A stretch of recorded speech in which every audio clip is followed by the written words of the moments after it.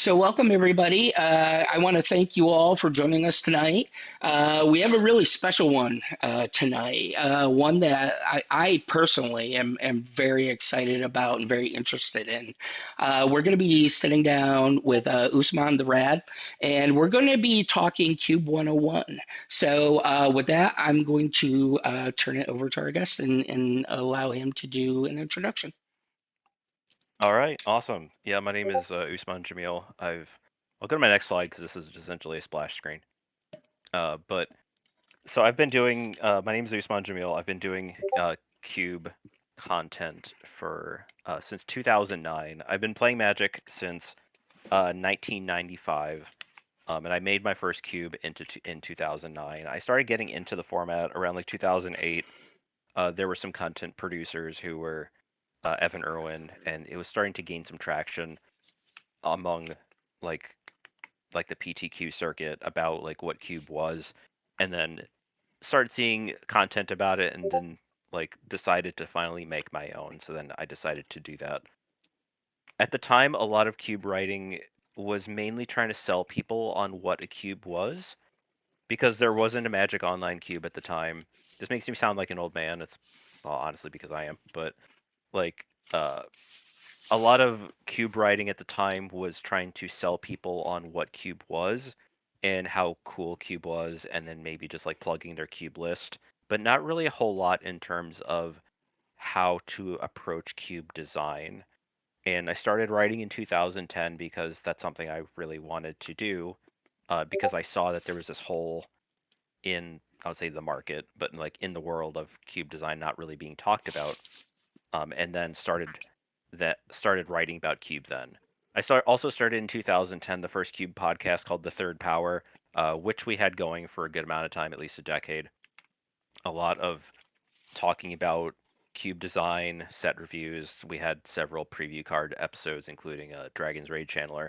And currently, I'm the creator of the podcast called Pack One Slick Ones, which is a lot more laid back, just pretty informal, but we still talk about a lot about, cube and design and all those kinds of things because that's honestly what I like to talk about. I also serve on several committees for guiding the direction and updates for several prominent cubes. The official Pauper Cube, which was created by Adam Staborski, and then he's working at the Wizards mothership, so he can't really be involved with that anymore. And so he created a committee, and I'm one of those people on it who do updates for it, kind of guide the direction with me, and then about five other people. And then also I'm on a similar committee for the Magic Online Vintage Cube. And I also created a thematic cube called the Ravnica Cube, which was on Magic Online in 2022 for a week as a spotlight cube. That's amazing. Who is that cat on Oh, your screen? so so he was a it was a cat we had. His name was Chrono. He passed earlier this year, but he became very synonymous, like in a lot of discords that I'm in, for being like a very greedy cat. He was a polydactyl cat. He had thumbs on his front paws and then two extra toes on his back paws, and he was also just like a big orange cat. So he was definitely greedy, but it also just like perfectly encapsulates like the look of just confusion of just like, well, who is this guy? And I figured I had it before, and I think it really encapsulates that mood. Love it. So this episode, in terms of there's this episode of The Joy of Painting, uh, called Shades of Gray, and this might just look like a regular, just like a bad picture of a Bob Ross painting or of a show, but the idea behind this episode was Bob Ross was at, a show, or, he was out in public, and the guy came up to him and said, Bob, I can never paint because I'm colorblind. All I can see are gray tones. And then Bob Ross said, so I thought today we'd do a picture in gray just to show that anybody can paint. And I think when designing a cube, I think a lot of people find it to be a pretty overwhelming task of just like, exactly do I approach it? There's so much involved. At least I know for me, and I know for other people who have wanted to design a cube, have thought about it in terms of it being this very big, overwhelming project and something that they can't do. And so, kind of like that episode, what I'm going to be doing is I won't be designing a cube in real time, but I'll be kind of talking about what I would do if I was to create a new cube. And so for the idea for this, like the idea would be talking about creating a peasant cube. In other words, a cube that just has commons and uncommons. They call it artisan online in some spaces. Not really many people use it, so I'm not going to really use that term. I'll just call it a peasant cube because that's what people do. And it'll kind of talk about going from it from the ground up in terms of designing that way. I'll talk more about basing cubes on other cubes later on, but I want to introduce the fundamentals because they really do help even if you're just taking a popular list and riffing on it. It's kind of like cooking, where you once you get the fundamentals down, or at least you're familiar with the fundamentals, you can utilize those even if you're just taking another recipe and working off of it.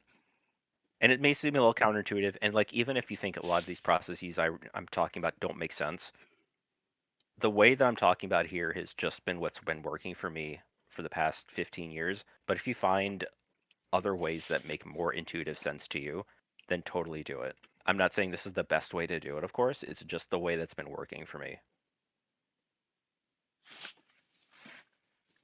So one thing that I found in terms of cube design about kind of building it from the ground up is kind of building a foundation. Kind of like building a house, how I talked about it earlier in the first slide, talking about, building your cube house. Essentially, it's like that, where you're kind of building a structure of what you want your cube to look like. Essentially, talking about it in terms of the metagame, because essentially it comes down to these foundations about what you want your games to look like, the cube size, and the section structure. The first one probably defines it most, and the other two are kind of subsections, but a lot of these are kind of defining what you want your house to look like, or your building, or your Azorius Chancery to look like.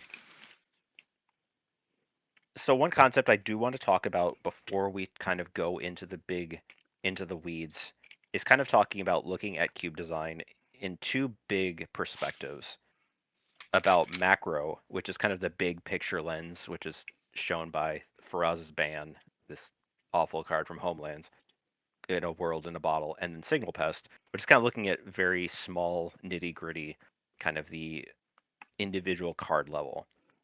Over the years, I found that cube designers or cube drafters can sometimes look at things overly in one lens or the other, but really both of them are important to look at in terms of cube design. So the first one I want to talk about is what do you really want your games to look like in terms of designing your cube, or even if you're looking at a cube in general, like if you're looking at to draft a cube. Although a lot of this presentation is basically built around talking about building a cube, it's still something you want to do in terms of knowing what games look like. And if you're building a cube, it's okay if you don't know the answer to this. You'll probably see me talking about, just like it's okay if you don't know the answer to this. I'll reiterate this point several times. But it's if you have an idea for a cube, but you don't know what the games are going to look like, that's totally fine. For example, at a peasant cube, let's say you haven't drafted one before. If there's there's some popular lists online, but there's not really much gameplay footage, so you may not know what games look like. But if the idea seems good to you, and you kind of have an idea of what games will look like, sometimes it's just you'll find out as you go along. But there's several things in here in terms of these bullet points which can help to define what games look like. These are more macro level than micro level, but I'll talk about some more micro level things in a bit. Kind of overall power and theme. These are kind of the big ones in terms of just like a lot of early cube design talked about powered and unpowered. A lot of cube discourse tends to talk about like vintage cube versus like legacy cube. And a lot of those are pretty well defined in terms of power level, in terms of just the power level defined by the legality of those formats. Vintage being, of course, like the highest power level in terms of just like a constructed format. There's other things you can also have, just like power level bans. Like if you don't want fast mana, if you don't want storm, if you don't want cards that will end the game quickly, just like stuff like that, which sounds nebulous, and that's on purpose. It's to define. It may not be something you can define very easily, but you can also define it by the multiples of cards that you put into a cube, which can kind of further define how you want to define your metagame, and also intentional design decisions, which I have a friend who has a cube. It's going to be a CubeCon called the Changeling Cube, and it's a cube very much based on creatures. Just like every creature is a changeling, it has all creature types. And so one of his design decisions was to curtail the efficiency of removal, because in a format that has all of the good removal, might find that it's harder to build around what you want to be doing in the format. So that's something you can do in terms of an intentional design decision. There's also some other things you can do in terms of variability and power level spikes, in terms of like sometimes you can have stuff that's really strong, and if that's a feature or a bug or not. Also, in terms of multiples of cards, there's other cubes out there like the 100 Ornithopters cube, which was on a Ristic Studies video, where essentially well, not essentially, there's 100 Ornithopters, and that defines a big part of the context of what threats there are, because you have to buff all. They're the only sources of true damage, so you have to buff them or use them. The Ball Pit, which is another from one of our podcast hosts, Jane, which every card can be played as a chromatic sphere, and that defines a lot of the format, with other multiples like Mirror Enforcer. And other those kinds of things can define how things are in a format. And also one thing at the end, in terms of just like what's your cube's target audience, that can also define just like, if it's a format, if it's a cube that's only can be drafted a few times versus if it's going to be drafted very often and people might be able to solve the format quickly, that's another thing that could be something to consider.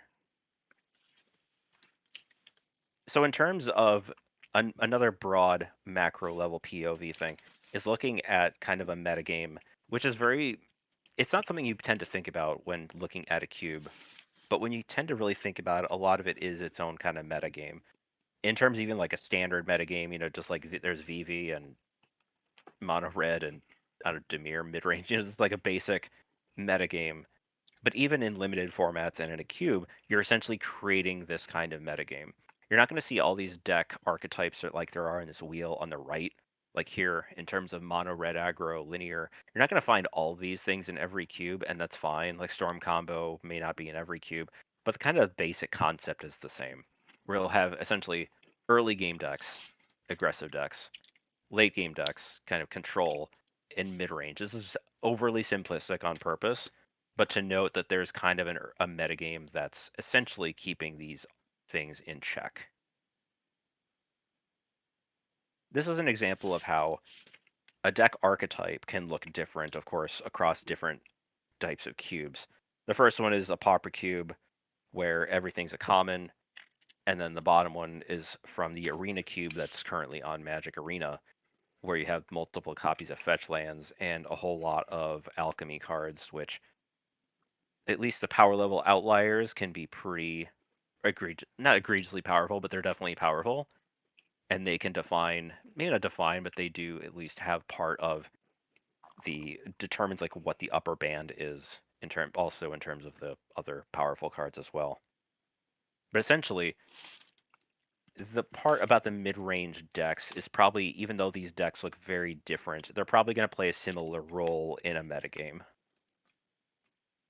So in terms of just like in the peasant cube example that I'm bringing up, these are some kind of examples of macro level decision archetypes. One of these is just representing, no sensei divining top represents like a card that's banned in legacy. Passageway seer represents a card that has initiative, and that's something that could be done. This would be used in the example. And then brain freeze, which is a card that has storm. Uh, but a card like Boros Garrison is an example of a land, and one of the decisions you can do is to look at how you want to turn that knob on a lot of lands, how many lands you want to have, because that ultimately defines the availability of multicolor decks and how greedy decks can be. An example of something more micro level are just more individual kind of level cards. Like Gut True Soul Zealot is an extremely strong card. Even though it's an uncommon, it's very much more powerful than a lot of other uncommons and most things in a peasant cube.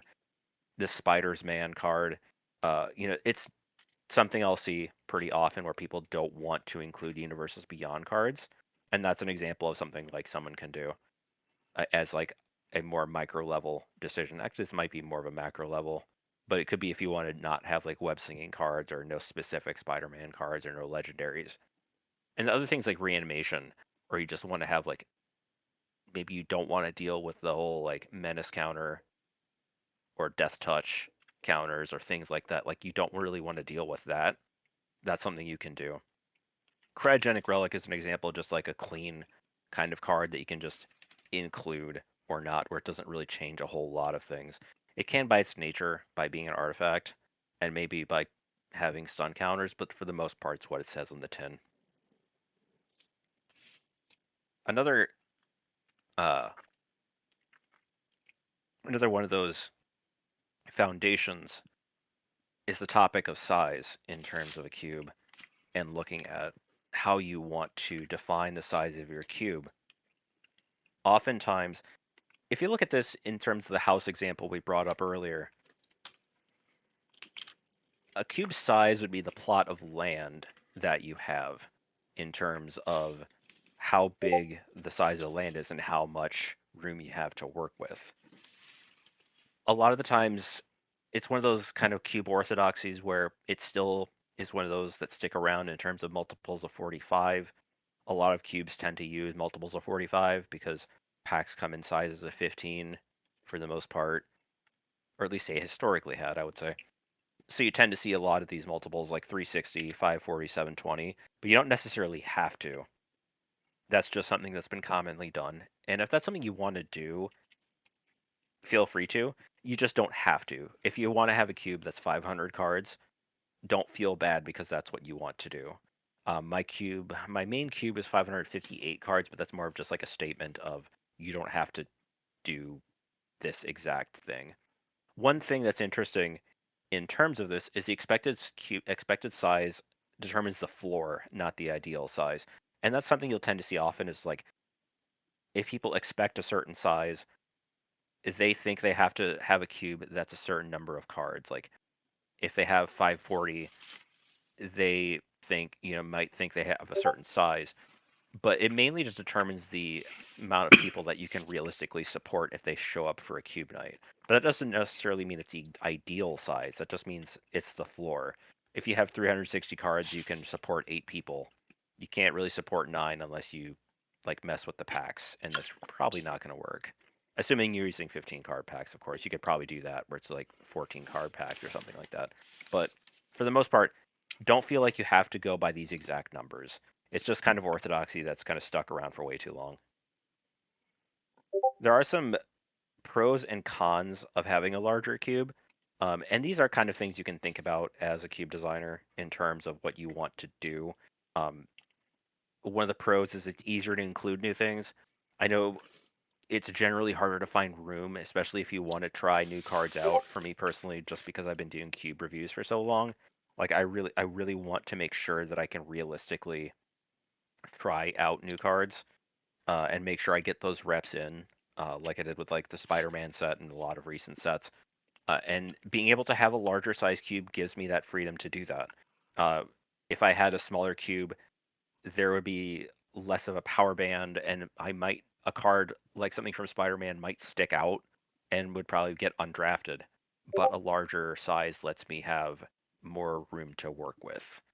It also lets you make it easier to make cuts and accommodate drafters just because it's less big and just because there's sometimes easier things to cut, whereas with a smaller cube you have a lot less wiggle room, and also there's more variance between drafts. I've noticed that as a plus and minus, which kind of depends. It could be again a feature or a bug in terms of if you see less variance and you draft the same cube over and over and over, you can see the same things happen again and again, and it might just get old. Like if you draft it like once or twice a week and you see the same cards over and over and over with a full pod, it might just get old and people may just not enjoy it. Again, that's why I put in the pros, and I'll talk about it in the cons. But it does let you have more variance, which for me personally is a pro. But again, that might be a con. One of the cons I've noted here is that it can be harder to see individual impact from individual cards and dilution of themes. I'll talk about that more in a bit in terms of just like A and plus B combo, but in terms of just like if there's a card that works with other cards, just like a Tinker with that gets like a Blightsteel Colossus or a Coveted Jewel. If you have a smaller cube, you're more easily able to get those individual cards that they work with. And also, if you're not careful, you can possibly dilute themes that are supported by some cards, like say Blink or Aggressive Decks or Storm. You just have to be careful to be able to support those at larger numbers, but that's at least a con that I have noticed. And also, you just need more things like cards and sleeves, which is something people don't tend to talk about in Cube, but like you need to get sleeves. If you have a bigger cube, you're gonna need to get 100 plus more sleeves to account for that and the potentially expected bigger number of people that you have drafting it. So there's that too. And like I said, the variance example, which again, plus or minus, doesn't necessarily make that worse or bad, but note if it pulls you one way or the other, that's a feature or a bug. So in terms of A and B synergy, that's what I talked about earlier in terms of A and B versus synergy. A and B is an example of a card that works directly with others. Like Splinter Twin works as an infinite combo with cards that untap it, like Deceiver Exarch, Zealous Conscripts, and Corridor Monitor because they untap it. And then if you A plus B, then you untap it however many times and you win the game because you make an infinite copies. The issue with these kinds of cards, because Splinter Twin was such an iconic card, and it's generally areas that they don't try to repeat again. If you're looking to have this combo in a cube, but are looking to expand it, note that you'll be bottlenecked on A, like with Splinter Twin and Kiki Jiki, but not necessarily on B because there are a lot more untappers. We even got, well, I guess there's one in Spider-Man, but it untaps it's a legendary creature, so that really doesn't work. But it's at least an untapper, and there's a lot of untappers, but not necessarily a lot of these because of that historical precedent. It's why like I have a pauper, or at least I used to have a pauper cube that was at 360 cards, and it just made it easier for me to set up those A plus B combos that a larger size wouldn't let me do. In terms of A plus B and synergy, I noted Stoneforge Mystic, and it kind of encapsulates both of these because Stoneforge Mystic and Cauldra Complete are an A plus B combo. You know, you draft one and then you get the Cauldra Complete, and then you get to cheat it into play, which is hooray, you assembled a combo. But what it can also do is represent synergy. Cloud doesn't let you do that, of course. He lets you tutor for it, but he doesn't let you cheat it into play. But what it can do, Stoneforge Mystic, is let you look for any equipment. So you could get like a Nettle Cyst, a Skull Clamp, or an Astrologian's Planisphere. But some of these represent different things. Like what this could be used for is to represent potentially more cards that work if you increase a cube.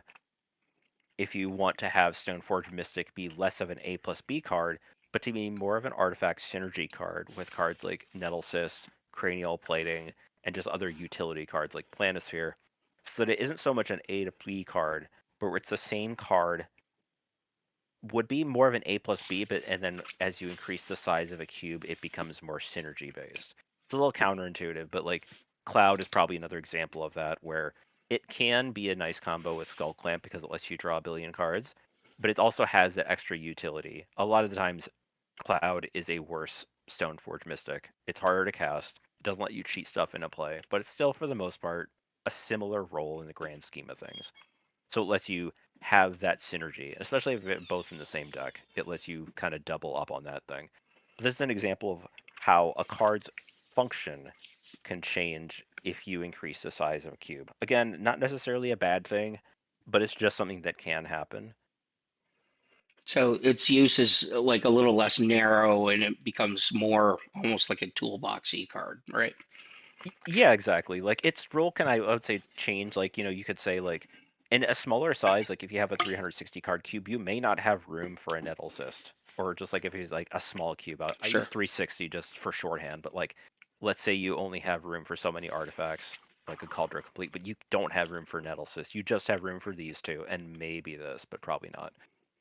Once you start increasing, yeah, its role starts to change more, I would say, to like a toolboxy card. And that can kind of happen too, not necessarily as a function of increasing your cube, but also just like with cube changes, where a card's role can change over time. I wrote an article about that kind of recently about how kind of like a band, a band that's been around for like 30 years, they can be the same band, but they could have their sound change over time. It can kind of like be like that too.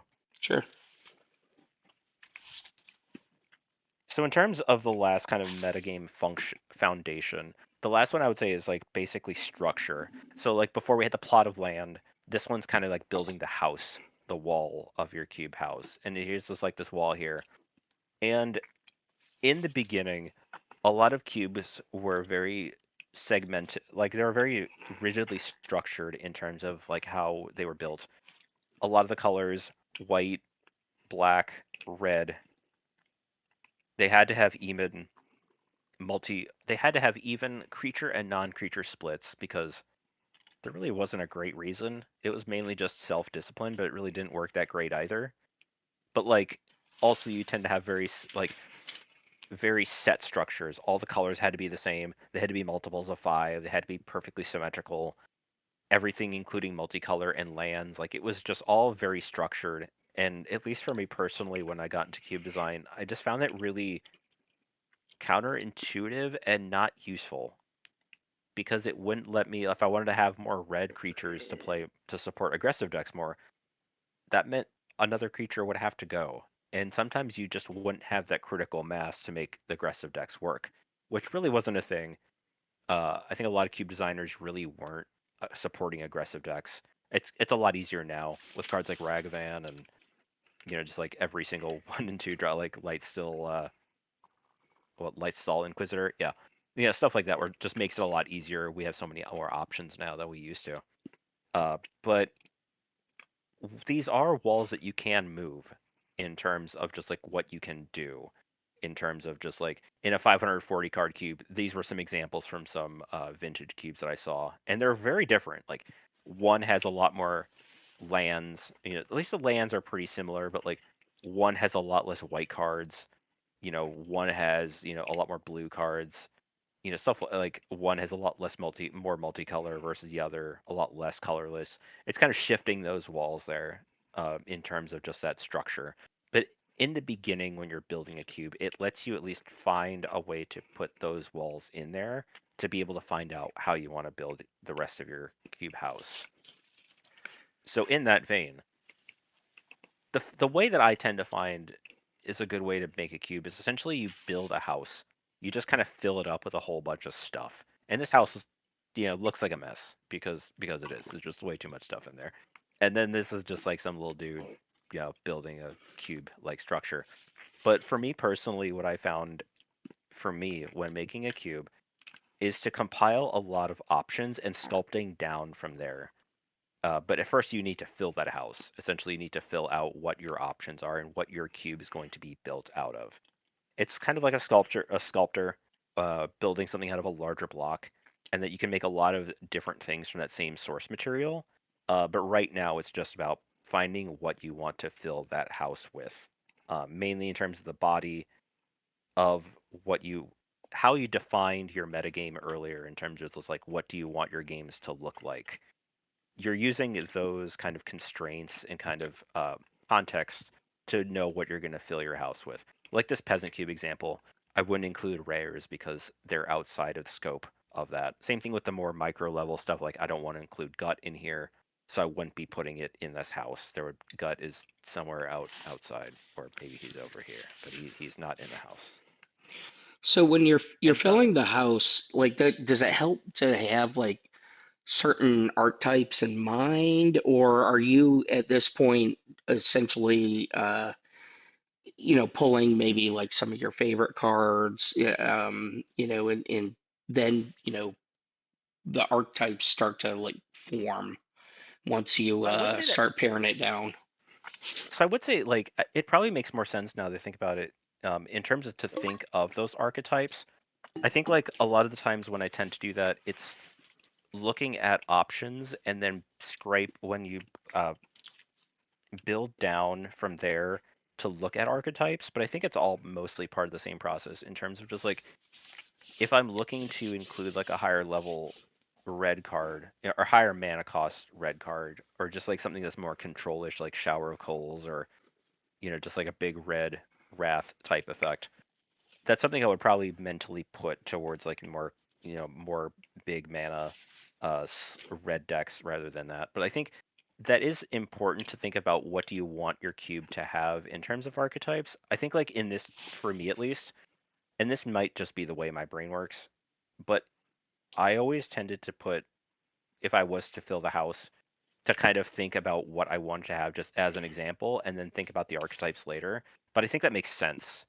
Like if you're thinking about archetypes first, of just like, okay, I want to put in uh Caveron Harrier, that 1 red mana 2/1 from Edge of Eternities that like when you attack you make a 2/2 robot that dies EOT. Like that's when you're including that, it's essentially for the aggressive decks, and then kind of like potentially for sacrifice decks, potentially for others, but for the most part, it's for like red aggressive decks.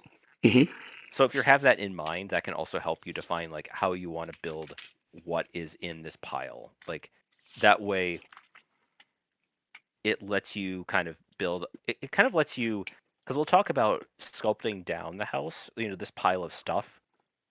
And if you're building with those archetypes in mind already, you don't have to pare down as much in terms of proportions, if that makes Okay, sense. that does make sense. Yep. Okay, awesome. Uh, I'm trying to think if there was anything. Yeah, essentially, yeah. So this part here, essentially, for me, like I said, I usually just kind of build up a big box and then kind of pare down. I'll talk about it later as well. Like if it's easier to fill a list up, like if you're going instead of going filling up and then paring down, or just building up, which is a lot easier to do nowadays with stuff like Cube Cobra, where it's like you enter a list and you're putting it and it's in real time there. Like that's also something to do. And like I said, if there's something that just works better for you, totally do it. Like these are just kind of ideas that have worked for me. In terms of like filling the house, um, for me at least, when I found like in terms of constructing it, like I said earlier, when I built my cube list, actually I don't think I did say this earlier, but like a lot of it for me when I built my cube, initially my cube in 2009, a lot of it was just looking at lists online and kind of reverse engineering how I wanted to make it work, and just like, okay, I saw this cubes are playing XYZ, and then making that work. And there's a lot of resources, if you look on like say Scryfall for like uncommons, or if you like go on Cube Cobra and look for peasant cubes, or if you go on places like Reddit or Discord, like Cube Talk, some of these other Discords, like you can find where a lot of other people have done the work for you, and a lot of stuff like that. And also in terms of just like checking sites and like MTG top 8, 17 lands for outsourcing evaluation, it is a good way to shortcut what other people have done. A lot of, like I said, 2009, there really wasn't a lot of this kind of discussion, but you don't have to do a lot of this work for you. Like, say, for example, let's say there's like this frost burn weird here. There's probably a thread on MTG Cube talking about what kind of thing, what kind of role it plays. It might be just in like rare cubes, it might be like in peasant cubes, might be in pauper cubes, and you can always season to taste on what evaluations you see. And it may not be a perfect analog either. Like if you go on MTG Top 8 and you look for decks with Frostburn Weird, you'll see a bunch of devotion decks, and that's probably not the best example of how the card works as an abstract. You'll just because the deck mainly just wanted 2 pips and a ham sandwich body, and it just was like, okay, that's fine. I just want something. 2 devotion and a 1/4, and it can block, sure. But it doesn't tell you a whole lot in terms of abstract. It just says it was good and constructed in this deck. But it's still not useless either. It's just limited. So it's not perfect, but it's good for giving you some information about just like using what you have. Like if you're building a cube out of like say your bulk or stuff you just happen to have, using sites like this can help to make sure that you're having some kind of other opinions on how cards are, or some other context as well. Same thing with 17 lands. It's not perfect, of course, and like sometimes you'll people way overuse data when talking about limited in terms of just like outsourcing the 17 lands, but it's still useful-ish to be able to get a example of how a card could work, what archetypes work in it, just like some information in terms of that. Um, but yeah, a lot of this is just using that to kind of fill that house and get whatever you're looking for.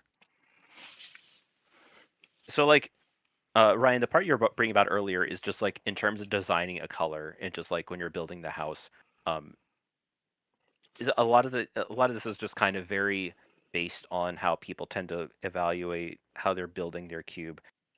In terms of designing a color, like the color red, if you're designing it as the whole color red or as these four dual color archetypes, is it Gruul, Rakdos, and Boros? And each of them are pretty different. You know, Gruul more big, Boros more aggressive, Rakdos also aggressive and sacrificey.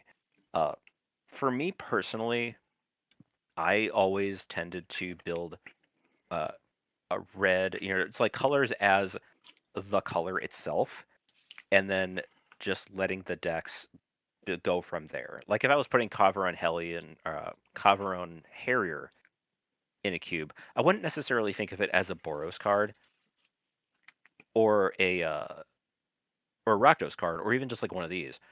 I mainly just think of it as a red aggressive card, and then just kind of if it goes in towards whatever archetypes it is, then it tends to go there. Uh, there's something called a SWOT analysis, which is done in business. It's called like a strength SWOT SWOT stands for strengths, weaknesses, opportunities, and threats. And that's how I tend to look at colors in terms of like what their strengths are, what their weaknesses are. Like red, really good at aggressive stuff. It can end games. It can deal burst damage really well. Like if the opponent's at 5 and they're facing a red deck, they're probably in a lot more danger than if they're facing a white deck and their board is stable because red has access to burn and things like that. So it's kind of looking at those things in terms of that. But again, if designing to color pair works better for you, totally do that. It's just I tend to find that designing for the color works better for me, just because personally it makes it a lot easier for me to design to archetypes, especially if they don't end up what you think they are. Like for example, if blue red ends up being like a tempo deck, like if you think it's going to be like a control deck but ends up being a tempo deck, you may be putting cards in there which might work towards what archetype you think it is, but it actually ends up being different. But again, probably just same stuff, different way to get there. So, do you ever cap out the number of archetypes that are supported in a cube? Like, at a certain point, does it get too diluted where like you really don't have enough support for a given For, archetype? for me, no. Like I tend to. So what people tend to do sometimes, if you go on Cube Cobra and you look at somebody's list, uh, there's an option that lets you put an overview about like how you define like what's your what's your elevator pitch about like hey, why should you think this cube is cool, and it kind of talks about what your cube is, essentially just to tell people what it is. I've always kept mine relatively sparse because I don't tend to really find them super useful, but B, I tend to I'll go into this more in detail later on about the concept of desire paths, about just like you go from point A to B and like your drafters will end up doing what works even if you design a certain way. Uh, but because of that, like I don't tend to like I'll probably like I tend to say something like in my main cube I say like I've had an artifact cube in my cube or deck in my cube from when I talked shop from a friend many years ago, and we've kind of like talked about that idea, and it's still something I tend to enjoy having in my cubes. And I'm just like, red aggressive decks are a deck, white aggressive decks are a deck. You might find like, but I don't necessarily say like blue white is the blink deck because I tend to find that really prescriptive, and because I don't really tend to find myself tapping out in terms of just like archetypes. In terms of support, I'll talk about that too. Just in terms of just like at least in the beginning, I tend to find it's better to over support than under support because you can always cut back, and it's a lot easier to cut back rather than to find you're lacking and then building up from there. But again, that might just be more of a me thing. Okay.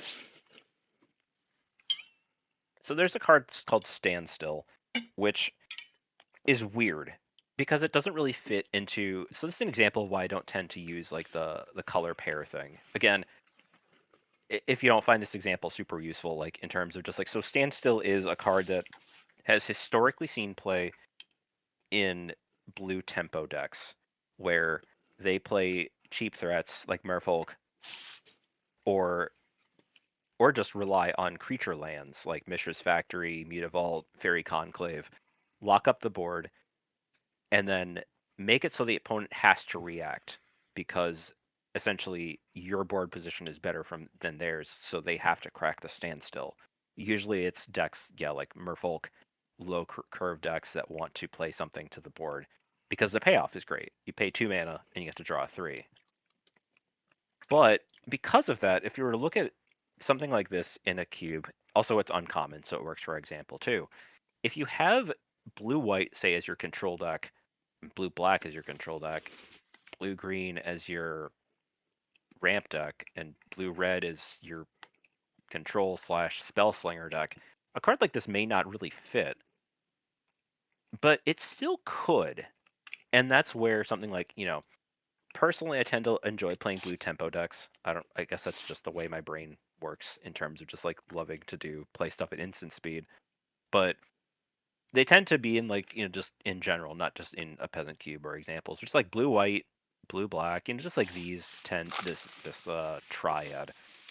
But if I was to say like, this is a blue white card, this is a blue black card, it really wouldn't work that well in terms of just like how I wanted to balance my archetypes. Also get into that too in terms of balancing archetypes. It's something I tend to find you get a feel for when you build your cube and then you adjust from there rather than trying to front load it in terms. Also, it just tends to make more of an obstacle for building your cube.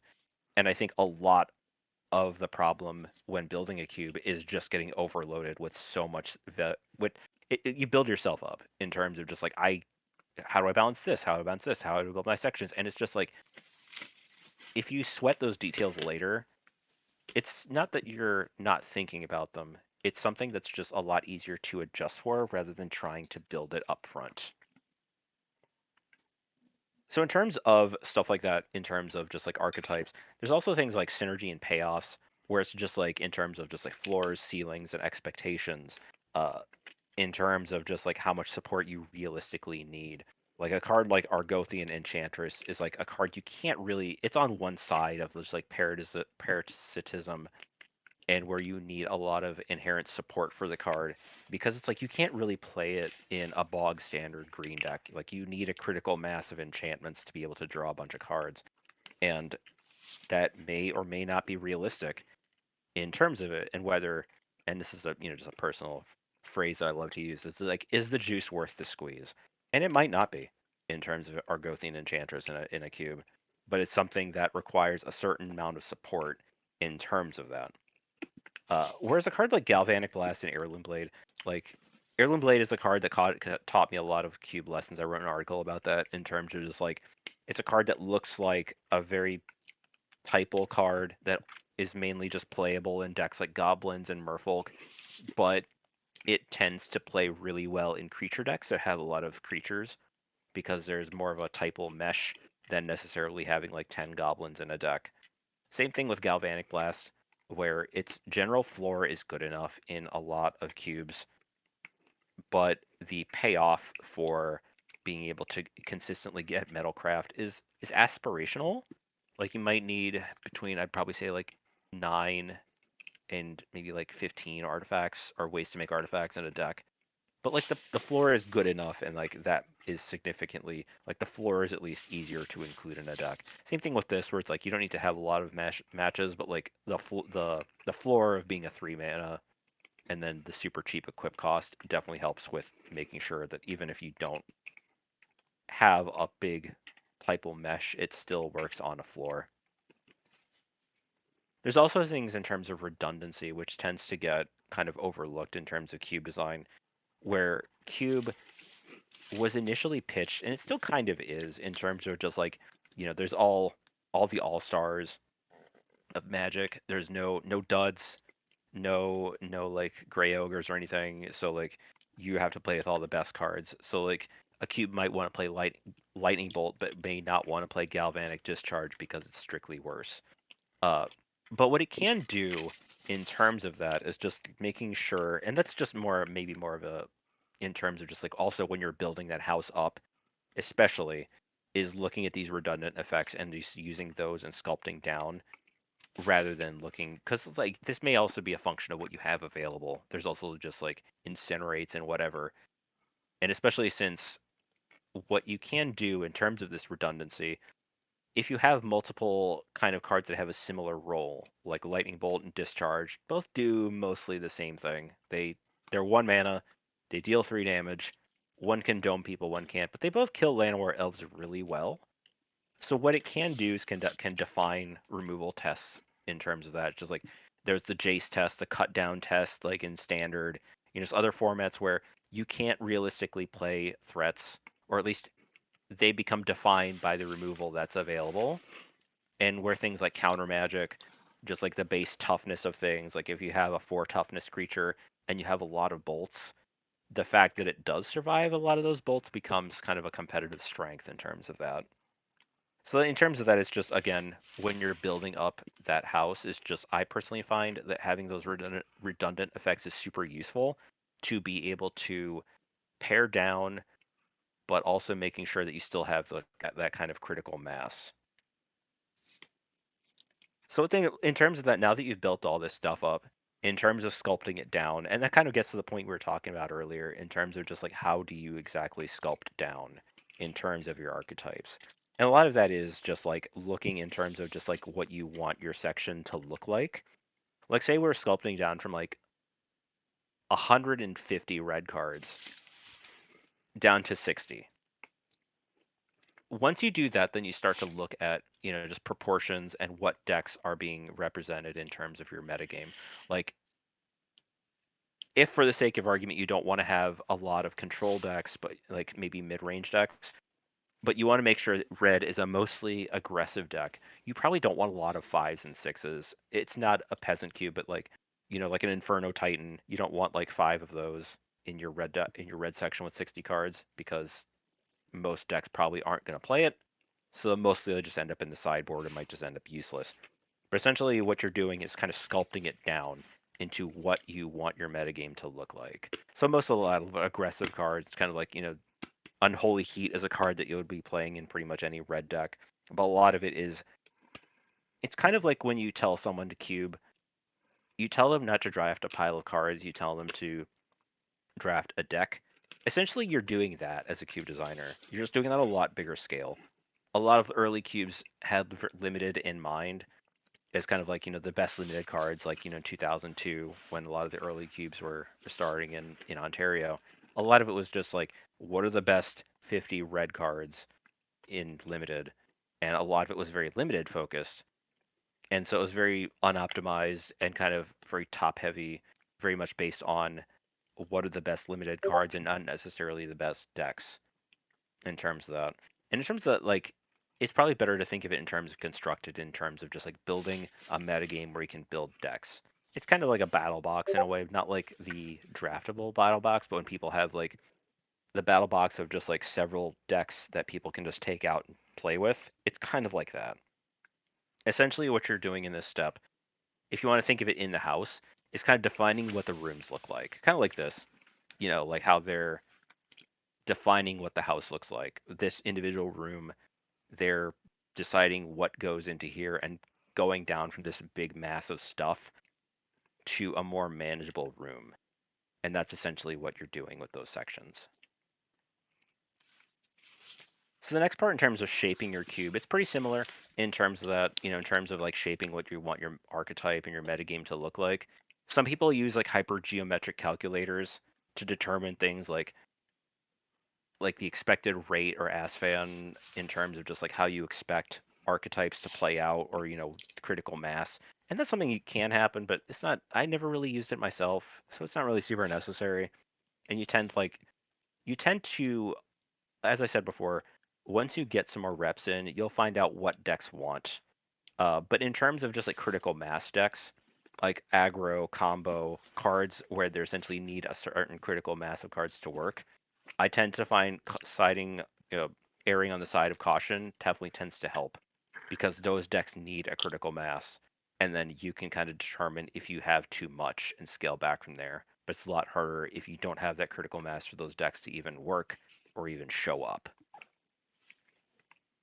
It can also be kind of similar where it's just like if you have a black section and you don't know how many Doom Blades you necessarily want, it's hard to tell. Like you can hyper geometric calculator, you can use stuff like that, but you can also just like see how drafters actually play their decks and like what's ending up in sideboards, what's redundant, what's useless. Kind of those real world examples can definitely help.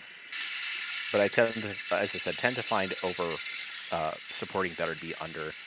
A lot of cube design in the later steps tends to be a lot of push and pull, in terms of just like what you need and just like finding out what works and not. And it's kind of similar in terms of that kind of critical mass. As I talked about earlier, if building up, instead, like I said, if you don't want to build up a pile and sculpt down, you can also kind of use the same principles to build up in terms of just like, okay, I want to put lightning bolt in my cube, go to Cube Cobra in your cube list, and then put that there, and you know that card is going to be there, and then building up from there in terms of options. You'll still want to like, of course, tinker with it. You don't want to just like go, oh, I'm at 50 cards, I'm done in my red section. You'll still want to play with it, but in terms of that, like you're still kind of building up, but it's kind of the same principles in terms of building up your archetypes. It's a little, I tend to find it's maybe a little easier to do it that way, but like I said, either way, whichever works for you, totally great. One other thing I wanted to mention, even though I talked about foundations and like when you think of a house, your foundations are set in stone, but that's not really the case. Like a lot of it's kind of built in gel, where it's kind of very malleable. One example I can think of is, let's say you're building your peasant cube or just whatever cube, and you're starting to build your colorless and artifact section, and you're really struggling to hit the last 10. You're just like, these cards are just so bad. I don't want any of these. Nothing saying you have to. If you have it set to 50 cards and you're just like, this is just way too much. I don't like any of these cards. Or you just like you have a certain number of lands and you just don't like the last 10 lands. Nothing says you have to do it. You can always just like take those out and then put those cards elsewhere. Like you can always like increase your Wooburg section by 2 or your multicolor, or you can always put those cards elsewhere. Assuming you want to keep it the same size, which you don't really necessarily have to do either. But the fact is, you can set a lot of those barriers, all kind of those walls that you set up. You can kind of move them. Like if you suddenly decide you want to have your Wooburg section, Wooburg, white, blue, black, red, green. Had to think about it. If you want to change it from 50 in each to 52, you can totally do it. You don't necessarily have to be caged up into these foundations. It's very malleable in terms of what you can or can't do, and don't be afraid to, just play with those. One thing, as I mentioned earlier, in terms of using other cubes, um, I wanted to approach those foundations in terms of the fundamentals, in terms of just like these are the tools you can do if you're building a cube. But what you can also do, and a lot of people tend to do, is just use other cubes, another cube or multiple cubes as a base. Using the house analogy, the house is already built. You're essentially just moving in and just filling the house however you want to do it. Whenever I built my cube in 2008, I think that was the point I was alluding to earlier. Uh, I used essentially several lists that were online that were popular at the time. I think it probably essentially reverse engineered it from about 5 lists. Just like, okay, this card's like lightning bolt showing up in this list. Brainstorm is showing up in this list. Like Soltari Trooper or Soltari Monk and Priest are showing up in a couple of these lists, and kind of reverse engineered it from there. And that tended to help me. And I find that's what a lot of people tend to do in terms that, like, you can still apply a lot of those principles in terms of like how you want to sculpt your cube, but a lot of the work is done for you. And that's no shame in doing that. It's a lot easier to do it. And like I said, I'd be a hypocrite if I said don't do it because that's what I do. There are some things that I tend to find as good as a good practice in terms of In terms of using other lists, one, identify what you like in them, even if you don't necessarily have a great way to articulate it. It's kind of like if you think of Mark Tadine, the artist, like if you think of his art, you think of everything that he does looks like a brain joke, as a joke. Like, hey, everything he does looks like a brain. There's probably a good artistic word for that or something, but like for me, as someone who doesn't know a lot about art, it's just like, oh, Mark Tadine, I like his art. Everything looks like a brain. Kind of similar, where it's like if you look at a list that you enjoy, but you don't necessarily have, you don't have 100% the ways to define it. Even if it's just like, I like how it plays. Like that's totally great. Like if that's something that's a strength of how it plays, like that's something that you enjoy and that's a strength. Um, what you can also do is like identify things that you don't like about it. I knew some people who built their cube based on one of the Magic Online vintage cubes, but they didn't like a lot of the big mana threats, like the Baneslayer, Angel kind of cards that died to removal, and those kind of things that just like didn't provide a lot of value. So they shaped their cube removing a lot of those cards. Um, it's a lot like a recipe when you kind of think about it in terms of just like if you want to season to taste. A lot of times, like when I look at like a recipe online, even if I look for something about how to make something like a mac and cheese or something, I'm not going to use just one recipe. A lot of times, I'll just look at several and kind of be like, okay, these have in common certain things, and I'm not just like using a calculator, of course, to do it, but it's like, okay, these talk about using like a bechamel or something. These talk about using cheese. These talk about using like putting under a broiler, but you can also just like put part of yourself into it too. Um, Pretty much every cube that I have is guaranteed to have an heirloom blade in there because I love the card so much. But it's also just like a good card, and it's also just like don't be afraid to just add your own spice to your own cube. Even if it's just something you just like. Even if it's just like a card that you don't think is that powerful, as long as it has a purpose. There's a Tolarian Community College video where they talk about designing a cube, and one of the points he talks about is that there should be it's a point I talked about earlier about how Cube is kind of pitched as everything is great, there's no filler, everything's just all great, no junk. And what I think the point is that I think is going for is not that every card is like busted or just like a first pick or something, but that every card should have a purpose. Even if the purpose isn't necessarily winning or being a quote unquote good card, so long as it lands the joke or the point of the purpose. As long as it kind of is just something that everybody, it's not just like a card. It's like, oh, okay, that's Usman's pet card and it's bad and it ends up being a 15th pick. If it isn't really sparking joy or anything, it's again all very contextual. But in terms of just like as long as it has a specific purpose, that's something you want to have in your cube in terms of that, in terms of your own kind of goals. The last few slides are just kind of just general old man things I've learned over the years in terms of just like designing the cube and things like that. So just like here's Grandpa Simpson on a rock rambling, which I've been doing for the past hour. But here's a few more slides of me doing it. Again, these are just kind of things I've learned over the years. One, in terms of cutting a card doesn't mean forever, and that cube design is a lot more than just like cutting bad cards and adding good cards. I've had an article in the works for years in terms of just like approaching cube design and like how you want to approach cutting cards because a lot of it people tend to think of as just like cube design just means you just cut cards that are bad and add cards that you like or cards that are good, and that if you cut a card it's gone forever, but that isn't necessarily the case. Sites like Cube Cobra have something that's called a maybe board, where essentially it's lets you put cards that aren't in your main list but are in kind of contention or that could totally be back in there or just like mental options. My maybe board for my cube is pretty large on Cube Cobra and it's significantly longer in physical form. It just has stuff I just forgot to put there, but it's like a binder, and if you have a physical cube, I would advise to at least have just like a binder of stuff for a maybe board, just so it's in mind and it's not something that's gone forever. Because like if you cut a card, it should never truly be gone forever unless it's really out of scope. And like when I looked at some of the binders and I found like a Morphling, I'm like, yeah, that card's probably never coming back ever. Point number two, if you have help, use it.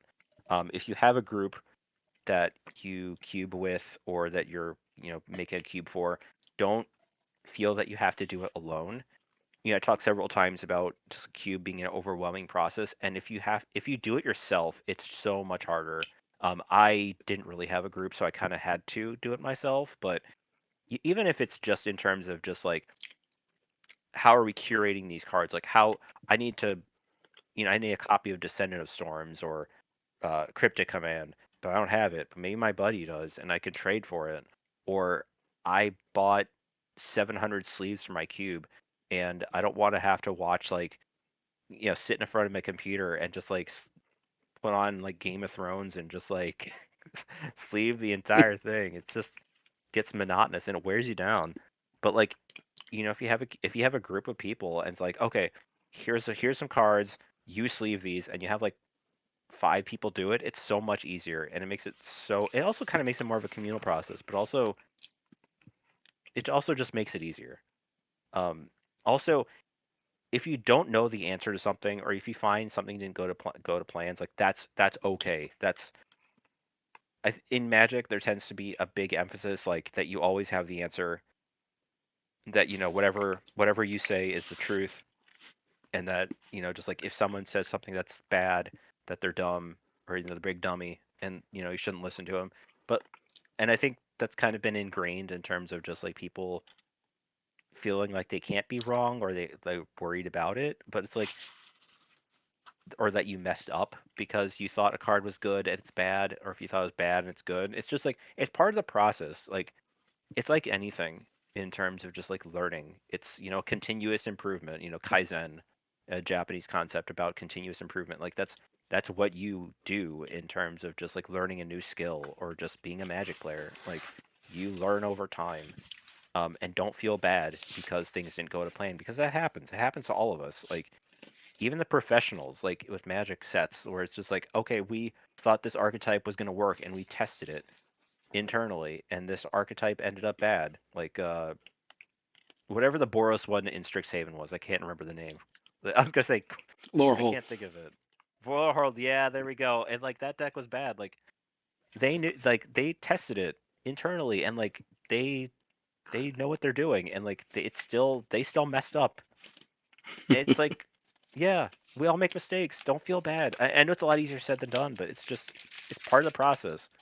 Some other things like don't let perfect be in the way of good. Like again, Magic players, we always want stuff to be perfect. Like if having a cube, just like let's say you want to have a cube that's 360 cards, and you sculpted it, you had the big pile, you sculpted it down to 400 cards, and you're like, I can't think of anything else to cut. I don't know what to do. I'm not going to draft it. Sorry, y'all. We can't draft this cube. Just go for it. Just don't let perfect be in the way. Just like sleeve it up, draft it. You'll find out more later, but just don't let perfect be in the way of good.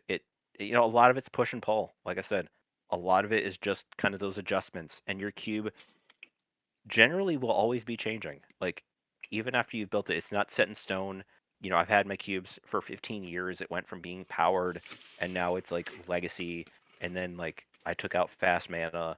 Like stuff's gonna change. Like think of Metallica's first album compared to their recent album. They're still a thrash metal band, but they've changed so much, and your cube will change, and that's okay. Kind of three is kind of similar to one, but like don't sweat the small things. Like if you're worried about like spreadsheet aesthetics, um, it really doesn't matter. Just like a lot of these like micro level things in the grand scheme of things don't matter. Um, there's a saying by Aesop which says like a crust eaten in peace is better than a banquet partaken in anxiety, and that's again way easier said than done. But like it's it's also your drafters won't notice in terms of just like if you have one card more in red than blue, your drafters won't notice. Or just like these small things are in the grand scheme of things don't matter. In terms of other things, like don't be afraid to, just like change things. A lot of my early cube writing was kind of like challenging a lot of dogma, just like considering Gruul like red Curd Ape red instead of a Gruul card, because even though just like decks weren't playing Curd Ape in their Rakdos decks, but just like don't be afraid to mess with stuff. Like, don't be afraid. Don't feel like you have to put cycles in your cube. Uh, if people aren't talking about a card, but you really want to try it because you think it's good, like totally do it. Like I found plenty of good cube cards over the years from stuff that people weren't talking about, like Ouroboros. Just like that card's absurd and people weren't talking about. It. I'm just like this card's good, right? And then I tried. I'm like, hey, this card's great. Or just like Lady Inventor from Spider-Man. That was a card I think I've seen no hype for. That card's, at least in my initial testing, has been very good. It's just like stuff like that where it's just like don't be afraid to mess with stuff. Just like how it's drafted. There's this new Take Two drafting thing in Spider-Man. Sure, go for it. You can do three. You can don't be afraid to do that. Like desert cubes where you draft your lands. Just like feel free to play with however things are drafted. The last slide in terms of just like the big points. This part here, this picture on the right, it's taken from the Ohio State University, uh, where when they designed the campus, it had these. It was a black and white picture, of course, but it had these pathways that were designed by the designer. Just like these ways that they expected people to walk, and then these kind of more shoddy looking ones were the paths that the students used to get around because it was just more efficient to use. And eventually they kind of wore, just like it's a concept called desire paths, which you'll see in like, user interfaces, but essentially they're just doing what works better. And so what they ended up doing when they uh, were trying to think when they were working on the campus and like paving the roads was that they used those paths because they were more efficient and using that experience and kind of using that to think iteratively in terms of just like, okay, this works better, we'll just make this an actual path. And so that way it's important to kind of take different perspectives than your own. Sometimes like in cube design it can be very easy to get very stuck into your own like very into your own POV. And it's very important to not just think of that, but even if it's just thinking about what other people are doing and how they're drafting. Like one of the episodes we did of the Third Power, our Cube podcast, at the time, a lot of in person, just like thinking from the drafter POV really wasn't thought of. A lot of it was just like very designer focused, very macro level. So we had Marshall Sutcliffe from from Limited Resources on to talk about how things were from the drafter POV and talked about how, just like say black aggressive creatures weren't taken very highly, but you people are taking blue counter magic, so you could pretty easily take, blue counter magic pretty highly, fill it out with bad black aggro creatures and make a really good tempo deck. And that's not something the designers of the Magic Online cube had, but it still worked really well because they were kind of thinking in terms of what they wanted to do. I wrote an article about this concept about the cube is bigger than you, in terms of that, just because like a lot of times you're drafting your group or your expected group that you're going to draft with, even because like for years I didn't have a consistent group. I was just drafting with people I met at a GP or something. And it's just like thinking about what people expect is probably, that's just a lot more in terms of that. Also designing for a lot of these like bigger cubes, like especially the Pauper cube, where when we put the Pioneer Masters downshifts, and there's a big pushback. And at first I was like, that doesn't make sense. Like they're commons, but like I took a step back and was just like, wait, no, the cube is bigger than me. And then thought of that. I was just like, yeah, we this doesn't we gotta undo this. So we did a hot fix for it. But it was like that kind of thing where it's just like, yeah, the cube is bigger than you in terms of just thinking of other perspectives. One other thing which is kind of similar is just tracking your decks.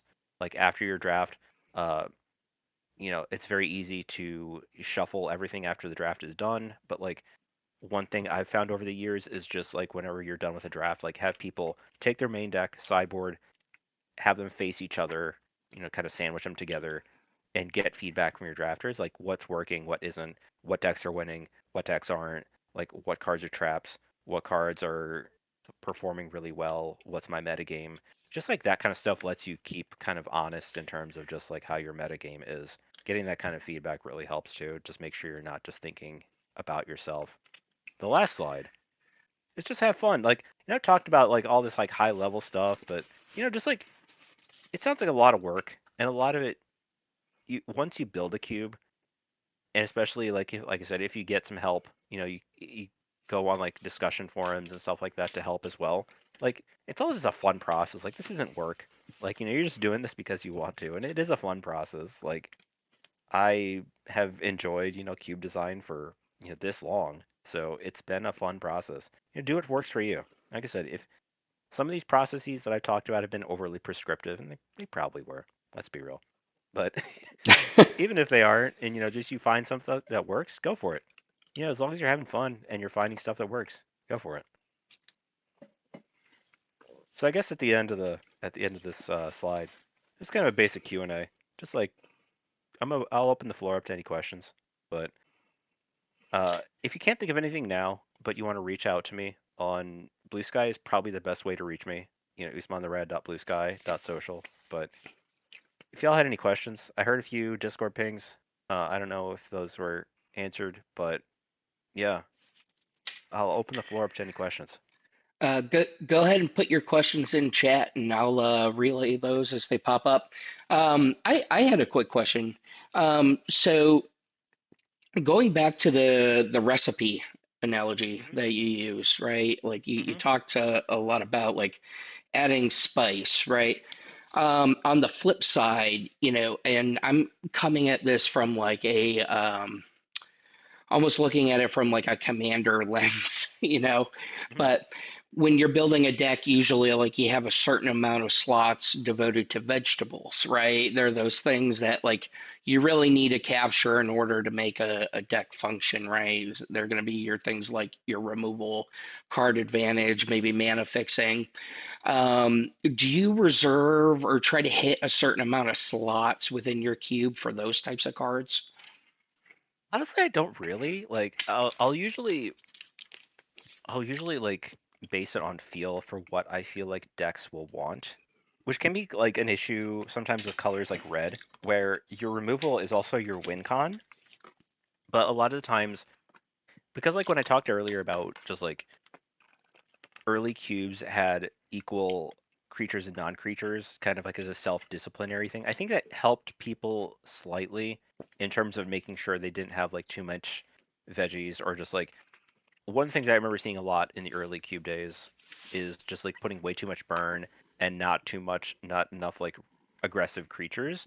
And so the decks wouldn't work because they would have too much burn and like not enough creatures and just like the decks would be bad.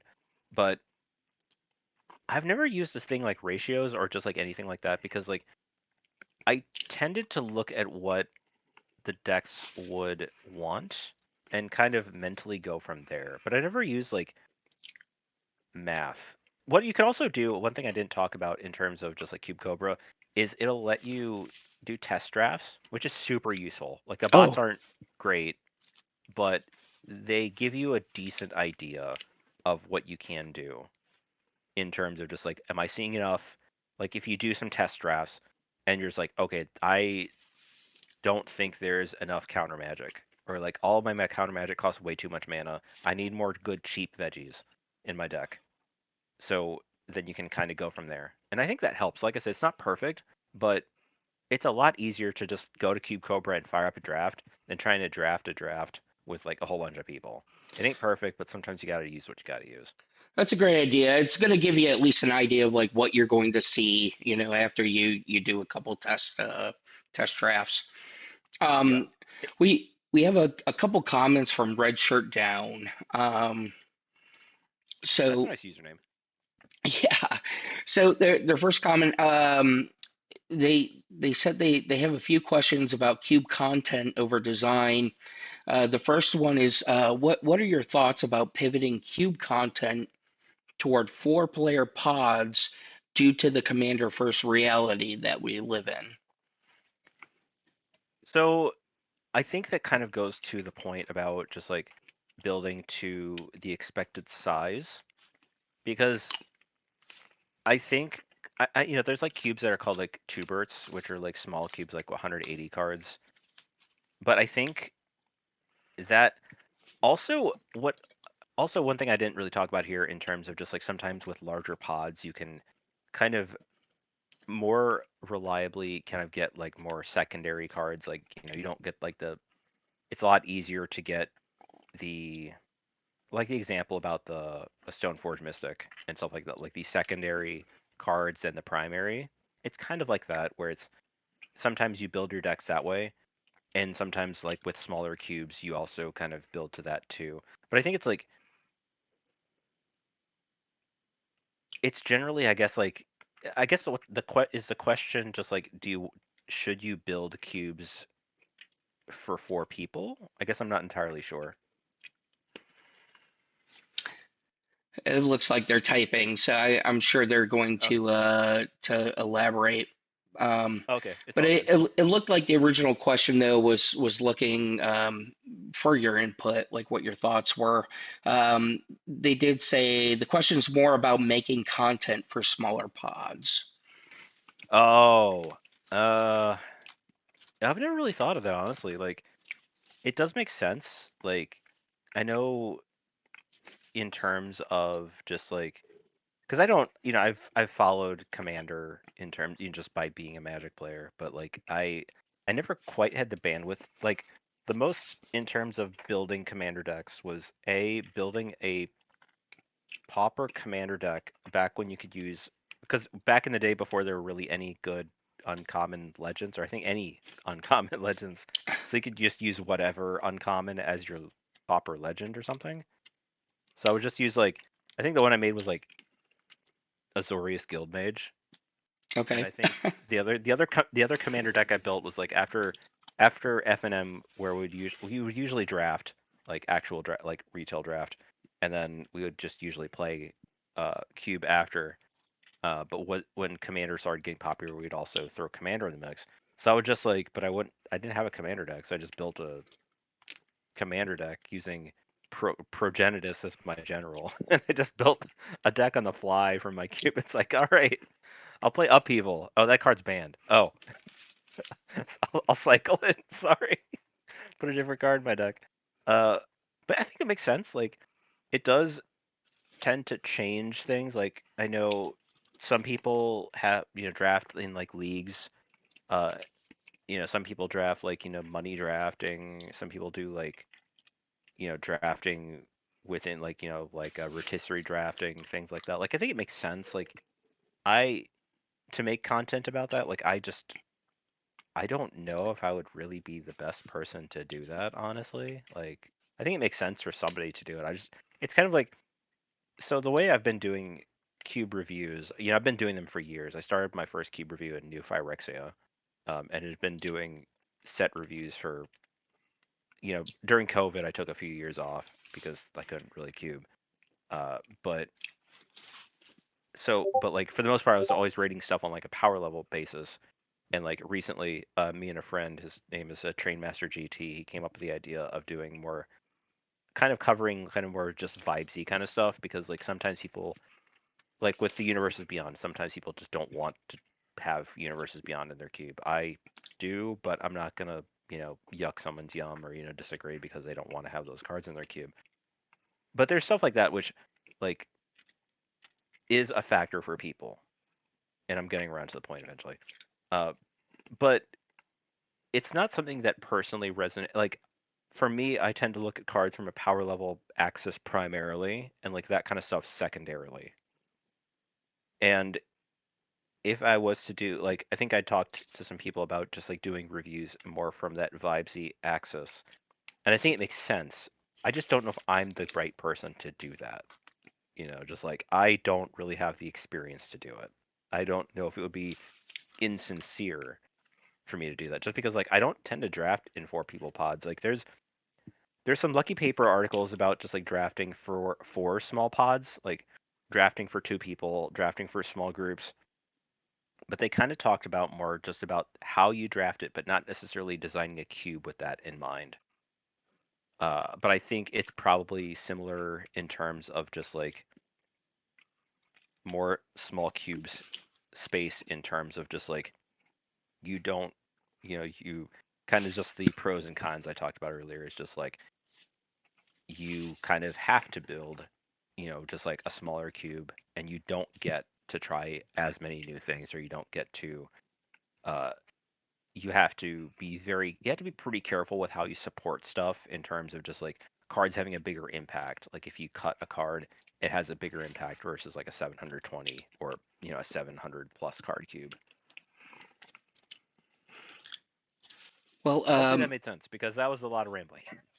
no, it made perfect sense, and maybe someone in our audience will be adventurous, and if it is something that they try in the future, please keep us in the loop. I would like to see that content. But um, Red Shirt Down had another question, um, and I'm going to paraphrase, and I hope that I get the intent correct. But they mentioned that designers know the rules, and I'm assuming they mean rules for building are meant to be broken. However, new cubers kind of want like the numbers. They want some sort of template. What are your thoughts on setting a framework for that purpose with a large asterisk, meaning use this, take it with a grain of salt type of thing? Yeah, sure. So, when I first talked about like, it wasn't until I started looking at, just like other cubes. But one thing I did notice, I think it was in an earlier version of this presentation, where it's just like I looked at lands as a barometer when I was looking at common practices, and just like I found that like 15% of like the basic, or at least the common ratio I found for just like lands that are in a cube are just like 15% ish.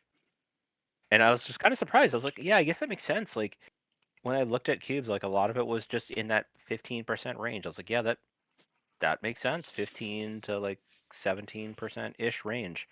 Um, I don't know if I really would advise like hard numbers per se, but I don't know if that's kind of survivorship bias. But like when I was looking at a lot of lists, I tended to look at, because a lot of it too tends to depend on the cube itself. Like when Magic Online first when they first had a cube, it was kind of what's called like a legacy cube, but they didn't call it that. It was just like the Magic Online cube, and it was unpowered or whatever.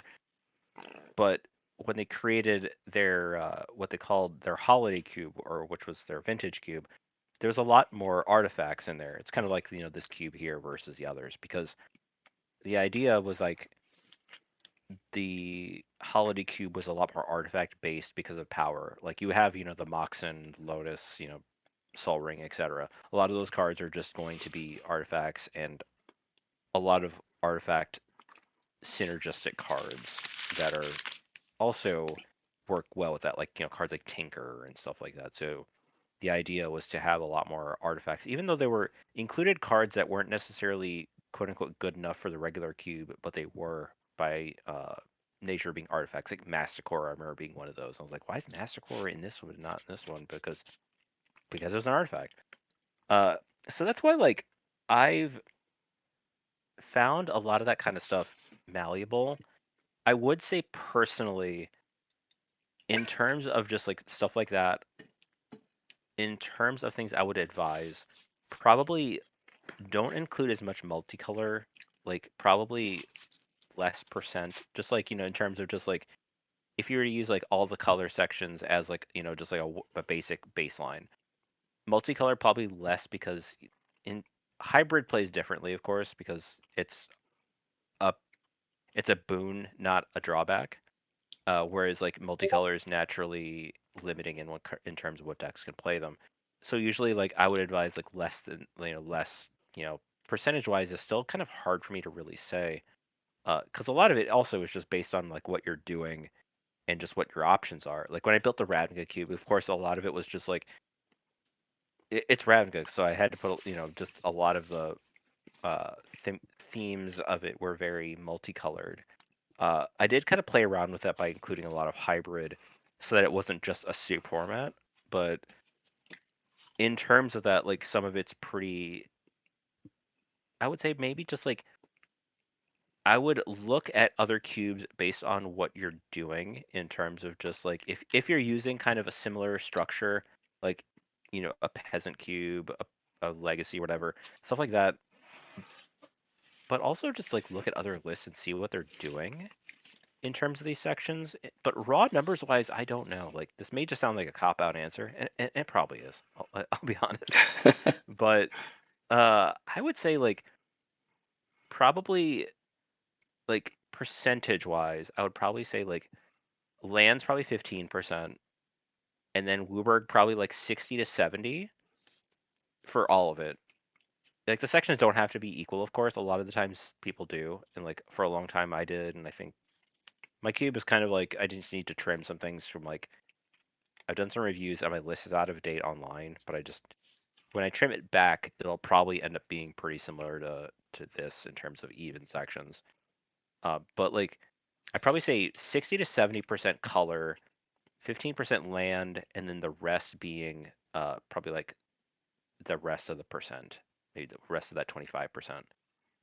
But I would probably say Wooburg is probably going to define what your cubes is doing because like a lot of your cubes sections, assuming there's not just like a ton of multicolor, is going to be defining what those archetypes do. Just like the let's see if I can find this. Yeah, like the the red archetypes. You're going to see mostly a lot of two color decks, and that's going to be defined by your Wooburg section. Even if you have a big multicolor section, like your red blue deck is going to have like Lightning Bolt and Brainstorm. Your Gruul deck is going to have like Llanowar Elves and Jackal Pup or something something like that. Uh, Sure. but a lot of it's going to be defined that way. So that's why personally I tend to advise having more lands and more Wooburg and less of the other stuff. It's some numbers you can always play with too. But like if I was to say in terms of those numbers, I'd probably say something like that. Okay. Well, Usman, I think we'll do a last call for questions, and while we're waiting for chat, why don't you go ahead and tell us a little bit about where we can find you, and if you have anything coming up that you would like to share with the group, by all means, please let us know. Sure. So probably the best way to reach me is at Usman the Red. Most of my socials, I have a Substack, which is where I've written for various sites. I didn't even plug them here. That's I didn't plug where I used to write. I have a Substack right now. It's usmanthered.substack.com, but I've written for Quiet Speculation, Star City Games, uh, Cool Stuff Inc., Hipsters of the Coast. Uh, but a lot those old articles are linked on my Substack. That's the best place to reach me for my articles and my podcast.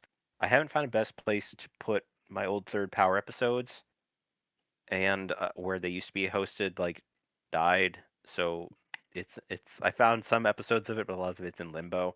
But that's probably the best place to reach me is on Blue Sky or Discord. I'm in Cube Talk, which is like the big Cube Discord. On Reddit, I don't post there a lot. Not necessarily, I'm just not as much of like a discussion board person these days. But like I'll post there every once in a while. But I'm the same username as on the Red there. Uh, but Blue Sky is probably the best place to reach me. I'd probably say Blue Sky, then Discord, then Reddit. Those are probably the best places to reach me. In terms of just stuff I have coming up, I have I recently wrote an article, a Cube article, review of Spider-Man, whatever, Marvel Spider-Man, or Through the Omen Pass 1, or as it's called. I've written, so I recently, I'm working on. I've written 58 articles on cube design. I'm working on my 59th one in terms of. I think it's probably going to be about cube changes. I just put that on the back burner because of just like the Spider-Man set review and to do some polish on this panel. And then probably the article about cube changes, and then I probably have something lined up for my 60th cube article in terms of just like something big, in terms of just like probably it might be something like lessons I've learned over the years, or one of those big, just like old man rambles at clouds or something. But uh, those are the big things I have coming up. I'll be at KubeCon probably, or not probably. I'll be at KubeCon giving a similar panel to this, and then probably drafting cube and stuff like that. But I think those are the big things. Well, sounds great. Well, thank you so much for your time. This was so helpful. I know for me, I got a lot out of it. I hope our audience did. And to all the folks that joined us today, thank you very much. We'll be back next week. We have Corey, that TCG guy. He's going to be joining us. We'll be talking a little bit about equipment and how to improve your stream video and audio. So that'll be a great good one to tune into. Again, thank you so much. We appreciate it. I hope Awesome. everyone has a Thank good you. night.